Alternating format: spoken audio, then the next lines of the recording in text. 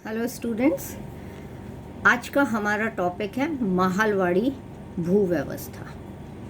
पिछले वीडियो में हमने भू राजस्व व्यवस्थाओं का अध्ययन प्रारंभ करा था, जिसमें हमने स्थायी बंदोबस्त के बारे में बात करी थी। इस वीडियो में हम माहलवाड़ी व्यवस्था की बात करेंगे। माहलवाड़ी व्यवस्था भू राजस्व का ही एक प्रकार था। 18वीं सदी के प्रारंभ में यानी कि 1707 में औरंगजेब की मृत्यु के पश्चात ही मुगल साम्राज्य का विघटन या पतन प्रारंभ हो गया था और केंद्रीय मुगल सत्ता की दुर्बलता का फायदा उठा करके कई क्षेत्रीय शक्तियां या नए राज्यों का उदय हुआ था, जिसमें हम मराठों की बात कर सकते हैं, मैसूर में टीपू सुल्तान और हैदर अली की बात कर सकते हैं, और इसी तरह से निज़ाम जैसी शक्ति उभर करके सामने आई थी। परंतु इसमें यह उल्लेखनीय तथ्य है कि नई नई शक्तियों का उदय हो रहा था, मुगल साम्राज्य का पतन हो गया था। इसके बावजूद भी अर्थव्यवस्था में या आर्थिक तंत्र में परिवर्तन नहीं आया था। अर्थव्यवस्था का जो स्वरूप ग्रामीण अर्थव्यवस्था का था वह ही निरंतर चलता आ रहा था, और अर्थव्यवस्था में यह निरंतरता और गतिशीलता लगातार ब्रिटिश काल में, जब तक अंग्रेज़ों ने किसी भू राजस्व व्यवस्था की शुरुआत नहीं करी थी, तब तक निरंतर चलती ही रही थी। परंतु हम देखते हैं कि 1757 में प्लासी के युद्ध के साथ में ही, जहां ब्रिटिश शासन व्यवस्था का भारत में ब्रिटिश सत्ता का भारत में पदार्पण हुआ, और 1764 में बक्सर की विजय के पश्चात जब दीवानी हासिल कर ली थी, बंगाल, बिहार और उड़ीसा की दीवानी हासिल कर ली थी, तो एक प्रकार से शासन व्यवस्था भी अंग्रेजों के हाथ में आ गई थी। अपनी निरंतर युद्ध व्यवस्था के कारण अंग्रेजों को यह नुकसान उठाना पड़ा था कि उनका राजकोष खाली होता जा रहा था, और इस व्यवस्था को सुधारने के लिए लॉर्ड कॉर्नवालिस को भारत भेजा गया था, जिसने स्थायी बंदोबस्त प्रारंभ करा था। लॉर्ड कॉर्नवालिस के पश्चात स्थायी बंदोबस्त के बाद में यह महसूस किया गया, जब भारत में अंग्रेज़ों की सत्ता की पूर्ण रूप से स्थापना हो गई थी, तो यह महसूस किया गया कि उत्तर भारत में कुछ नई व्यवस्था जो कि प्राचीन काल में भारत में भी विद्यमान थी, उसी को ही वापस प्रारंभ किया जाए। तो हम इस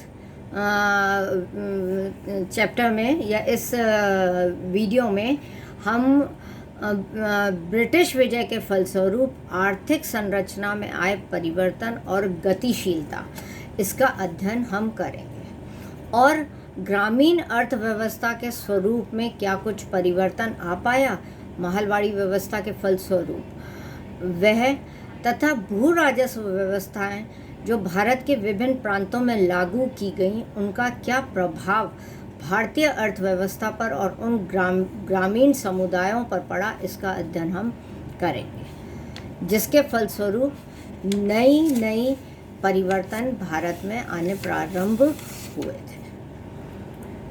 जैसा कि अभी हम बात कर रहे थे कि भारत में उत्तरी भारत में स्पेशली 1801 से 1803 के मध्य most of the states were under control of British, यानी कि भारत के ब्रिटिश के नियंत्रण में उत्तर भारत के कई राज्य आ चुके थे। अब अंग्रेज इन प्रदेशों में स्थायी बंदोबस्त जो कि बंगाल में लागू हुआ था, और उसका असर भी वो देख चुके थे। 1793 में स्थायी बंदोबस्त प्रारंभ हुआ था, और उसके परिणामों और प्रभाव को वो अब महसूस कर चुके थे, और उनके सामने रिजल्ट्स भी आ चुके थे।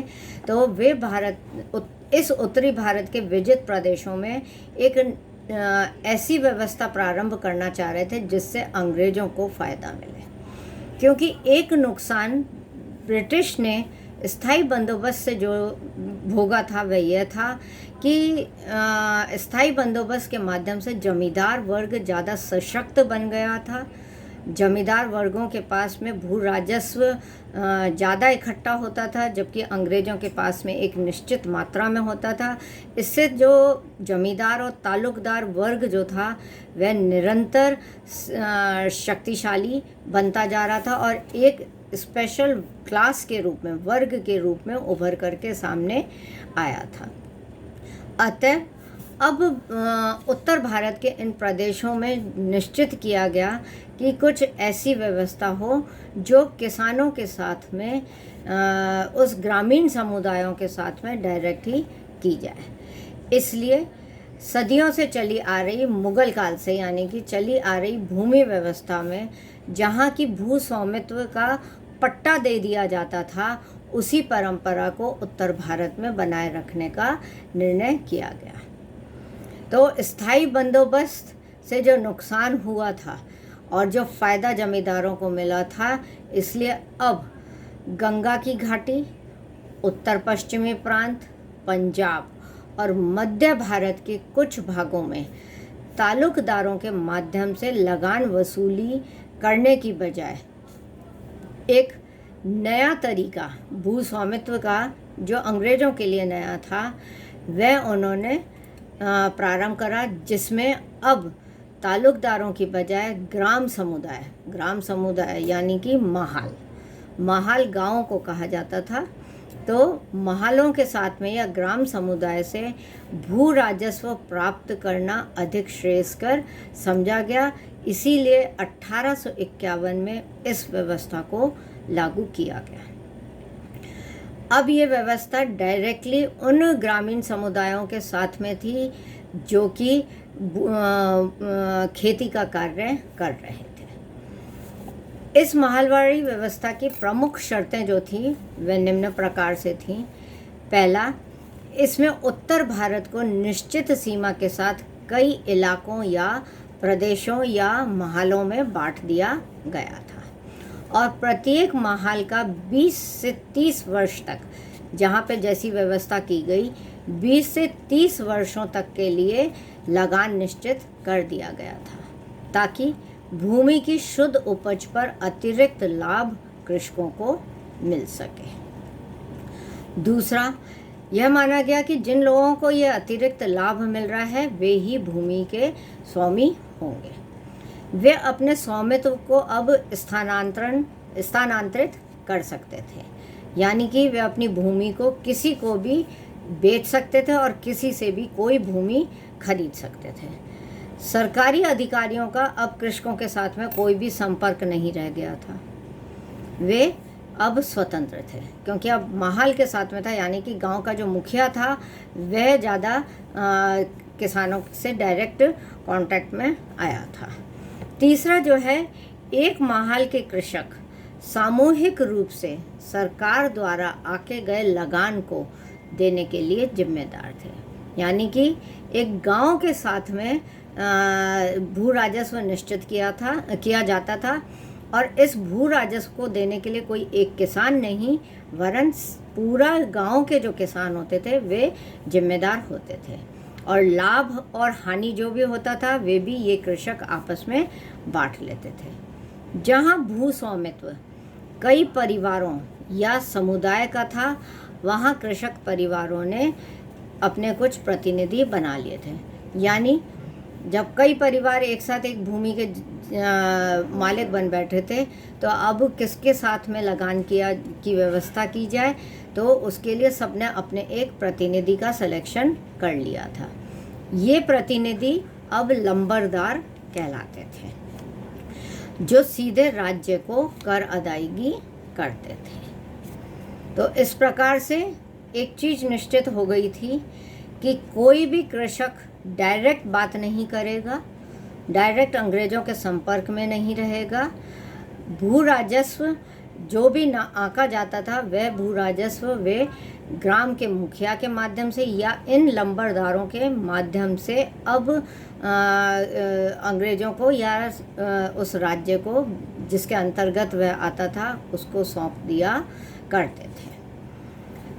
नेक्स्ट जो चेंज हुआ कि लगान प्रत्येक माहल की शुद्ध उपज का 2/3 भाग ग्राम परिवार के जो मुखिया होते थे उनके माध्यम से लिया जाना निश्चित किया गया था।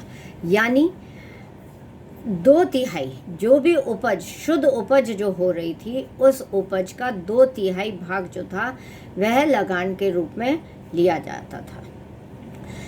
30 वर्ष, और यह निश्चित कर दिया गया था कि यह 30 वर्ष के लिए व्यवस्था निश्चित की गई है।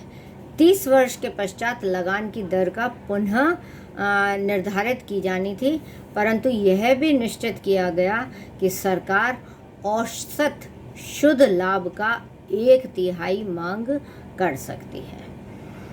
तो इस प्रकार से एक चीज निश्चित हो गई थी कि ग्रामों को 2/3 शुद्ध उपज का भाग देना है, और 30 साल बाद जब लगान की दर पुनः निश्चित की जाएगी तो यह मान लिया गया था कि सरकार औसत शुद्ध लाभ का 1/3 की भी मांग कर सकती है। तो इस प्रकार हम देखते हैं कि कृषकों को इससे जो फ़ायदा हुआ था कि वे डायरेक्ट जो रेवेन्यू वसूल करने वाले अधिकारी थे उनके डायरेक्ट कांटेक्ट से बच गए थे। जो फ़ायदा इस व्यवस्था के हानि और लाभ की जब हम बात कर रहे हैं तो लाभ में हम देख रहे हैं कि कृषकों को इस चीज़ का फ़ायदा हो गया था कि वे अब शोषण से मुक्त थे, क्योंकि कोई भी बाहरी व्यक्ति जो अंग्रेज़ों का प्रतिनिधि हो या फिर राजा का प्रतिनिधि हो, ऐसा कोई भी व्यक्ति अब ग्रामों में प्रवेश करके लगान की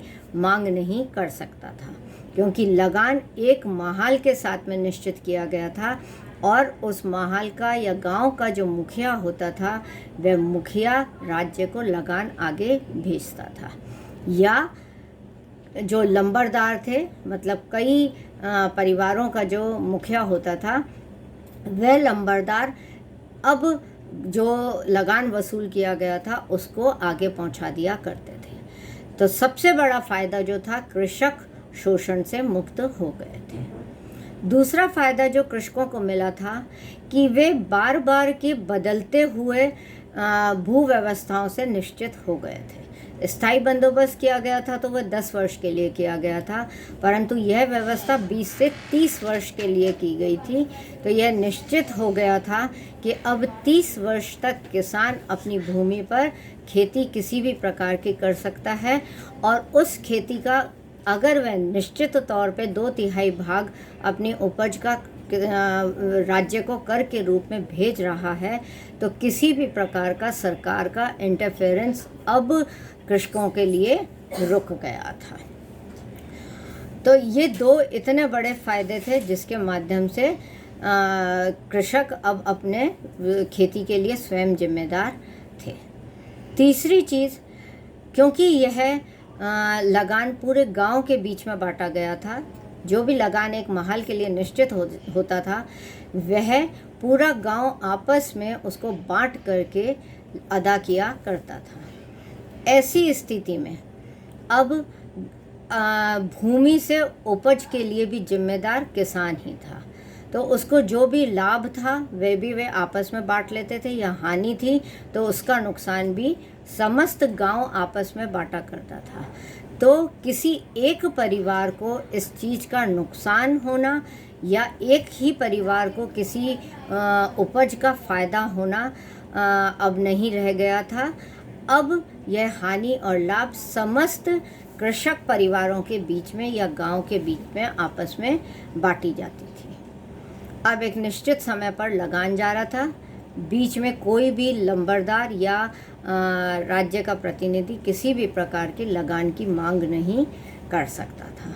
तो ये शुद्ध लाभ किसानों को माहलवाड़ी व्यवस्था में मिला था, परंतु इस व्यवस्था के साथ साथ हम देखते हैं कि कुछ नुकसान भी थे जो कृषकों को भारी पड़े थे। पहला, हम देखते हैं कि 2/3 भाग अगर किसान का उपज का अगर लगान के रूप में सरकार के पास में चला जाता था तो किसान के पास में बहुत कम उपज का हिस्सा बढ़ता था जिसको वे यूज़ में ले सकते थे। तो लगान की दरों का ऊंचा निश्चित होना और वो भी अगले 30 वर्षों के लिए निश्चित होना कृषकों के लिए एक बहुत बड़ा आर्थिक भार कृषकों पर पड़ा था। दूसरा, एक गांव के समस्त कृषक नियमित लगान एवं भूमि का किराया देने की स्थिति में ही भूमि के स्वामी बने रह सकते थे। अगर वे नहीं निश्चित लगान दे पाते थे तो वे भूमि को बेच सकते थे या कोई खरीदार भी खरीद सकता था। कृषकों को भूमि के क्रय और विक्रय के अधिकार होने से वे किसी भी स्थिति में या आवश्यकता पड़ने पर अपनी भूमि को, क्योंकि वे अब सिर्फ खुद ही उसके मालिक थे, तो वे अपनी भूमि को साहूकारों को या किसी गैर काश्तकार को भी रहन पर या विक्रय या बेच सकते थे। यानी कि कृषक अब पूर्ण रूप से स्वतंत्र था कि वह अपनी भूमि को किसी भी प्रकार से उपयोग में ले सकता था। परंतु इसका नुकसान यह हुआ कि अगर वह लगान के लिए किसी कारणवश, अनावृष्टि है, अतिवृष्टि है या अकाल है, अगर वह अपना निश्चित लगान नहीं जमा करवा पा रहा है तो ऐसी स्थिति में वे भूमि को बेच सकता था। तो अब उन पे कोई नियंत्रण नहीं रह गया था और आवश्यकता पड़ने पर वे बेचते थे। तो एक प्रकार से यह उनका नुकसान था, क्योंकि भूमि उनके हाथ से निकल जाती थी। साहूकारों के शिकंजे उन पर कसते जा रहे थे, साहूकारों से ऋण वो लेते थे तो भूमि को रहन पे रखते थे।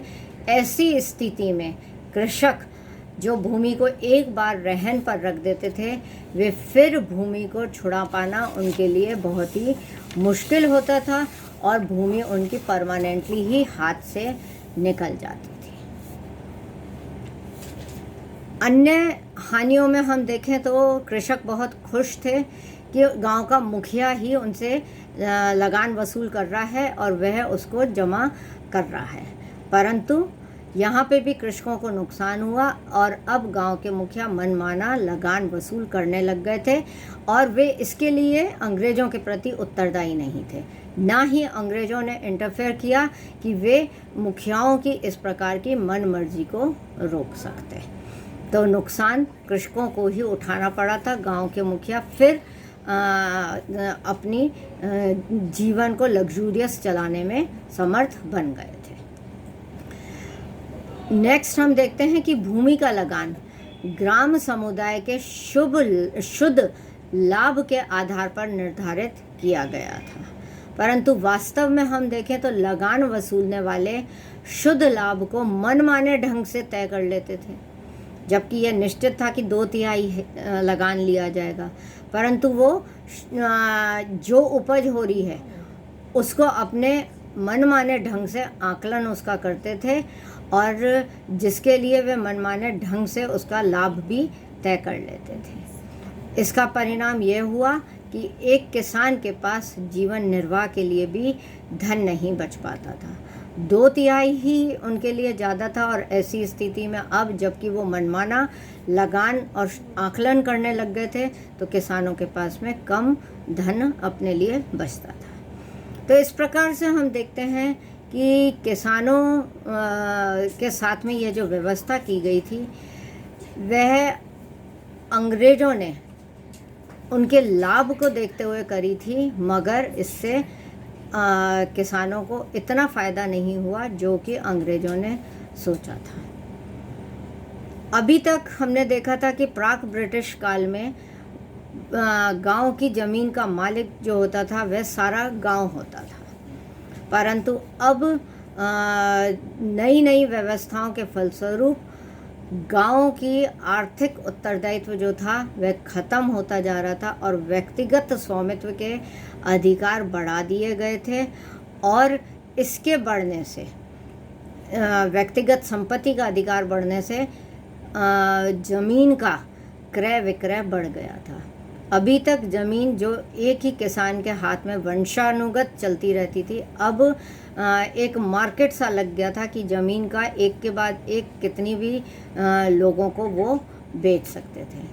हम देखते हैं कि इस व्यवस्था से पारंपरिक सामूहिक उत्तरदायित्व जो था, स्वपर्याप्तता और आत्मनिर्भरता, ये 3 चीज़ हमने महलवाड़ी व्यवस्था में देखी कि सामूहिक उत्तरदायित्व रहती थी, स्वयं के लिए पर्याप्त फसल की पैदावार करते थे, और आत्मनिर्भरता जो अभी तक पूरे गांव को स्वयं अपने ही खर्चे, अपने ही पैदावार, फसल उत्पादन के हिसाब से अपना जीवन यापन कर रहे थे, अब उनको नई भू व्यवस्था के कारण कृषि का वाणिज्यकरण और का एक नया दौर प्रारंभ हुआ, और वाणिज्यकरण के फलस्वरूप भूमि की जोत जो थी उसकी उर्वरकता धीरे धीरे समाप्त होती जा रही थी। तो यह हमारा आज का लेक्चर है महलवाड़ी। नेक्स्ट में हम रैयतवाड़ी की बात करेंगे। Thank you.